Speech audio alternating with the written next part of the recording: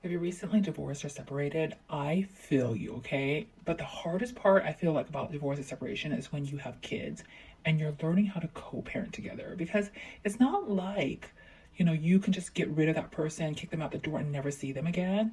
You literally have to see this person several times a week, almost every single day when you are co-parenting with them. And there's just so many challenges with that. So that is why you're listening to this podcast, because I'm here to kind of reveal to you guys the challenges I'm currently facing with my co-parenting situation. So my ex recently started dating again, and the only reason I found out was that my kids came home and told me that their father took them out on a date with a woman. Now, here's the thing, I don't really care who their dad fucks. If he kept it a secret from me, that would be a-okay. Like, doesn't really matter. Where he messed up was that he included our kids in an uncomfortable situation that they shouldn't have been in. And now, since my kids are involved, oh my God, you better believe that I am involved. And he could have avoided all this drama just by maybe dating her a little bit longer before he revealed that he was actually like madly in love with her. And I say madly in love, like really loosely, because he's only been talking to her for like on and off for like 6 months. Which, by the way, 6 months ago means that I was still having sex with him. He loves to throw it in my face all the time about how he never cheated on me. I give him credit for that, I guess, but I also never cheated on him, so I really don't understand what the argument is there. But now it technically is he did kind of cheat on me. Look, I don't blame him. Like, I hurt him really badly. He's in a lot of trauma and turmoil because of our relationship, and I get that. I did that. But at the end of the day, all I really care about is like the health and well-being of my kids. And I just personally thought it was really inappropriate to take them on a date with a woman that you've been kind of semi talking to for 6 months, but only really dating for like a month. He just went about it all the wrong way, and it was just the wrong timing. And it just felt like so rushed on his part. To everybody that is listening, I absolutely am aware that you cannot control who the other person is dating once you guys are no longer together, but there is a right and a wrong way to go about disclosing that information to the other party. And what he did was not okay. I personally would have liked a heads up that he was dating somebody else and for him to basically, tell me that he was talking to somebody else while he was still fucking me. And I would have liked the chance to meet the other woman first because I do think that it makes it easier on the kids to accept that their dad might have been dating somebody else if the mom has already accepted it.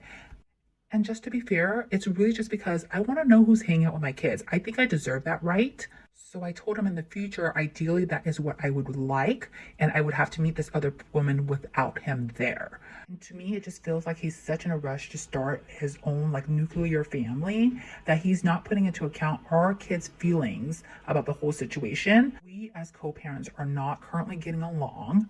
There is a lot of resentment and unresolved feelings. So us as parents, I believe, need to get into a good place where we can be civil with each other before you start introducing another highly emotional situation on the kids. It's not great on their mental health. And you know what really bothers me is that they deserve so much better. Again, I understand I have no right to tell him who to date, and I would never want to do that. And I trust his judgment for the most part. But what I know from him is that he gets drunk off of love and then he makes irrational decisions, i.e., example, me. Because there are already so many red flags with this 1 month relationship, and I am actually dumbfounded why he can't see that they're red flags. The first one being that the two idiots thought it was a good idea to take their kids on a date together when they've only been together like 1 month. The second is that anytime we have interaction together, she has a problem with it. Like, lady, our kids are small, okay? We have like another like 20 years of this. Are you gonna be doing this for 20 years? And if you're gonna be in a relationship, we're gonna have a meltdown every single time the co-parent has to interact with the other co-parent. Oh, you're in on a wild ride, okay? How can you not see that's a red flag and that you should run? The third is he's basically expressed to me that every single person has expressed to him that nobody likes his relationship with this woman. Like, that type of stuff is okay when you're like 20 or something like that. But when you're a 40-year-old, you probably should just listen to your friends and your family. They probably have a problem with it because it's a problem. You know what I mean? And without going into too much detail about her personally, Based on what I know from both their personal situations, it just seems like they're trauma bonding. He was desperate for somebody who needed him, and congrats, he found a really needy woman. At the end of the day, all I'm saying is that when you as a co-parent is dating somebody, you just have to remember when you're dating somebody, your kids are dating that person.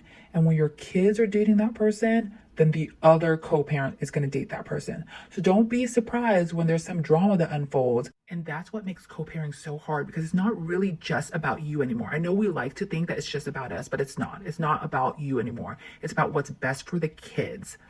And I'm not saying in any way, shape, or form that you as a person is not allowed to be happy. I'm just saying divorce is not like losing a pet, okay? You can't just get another pet and replace it.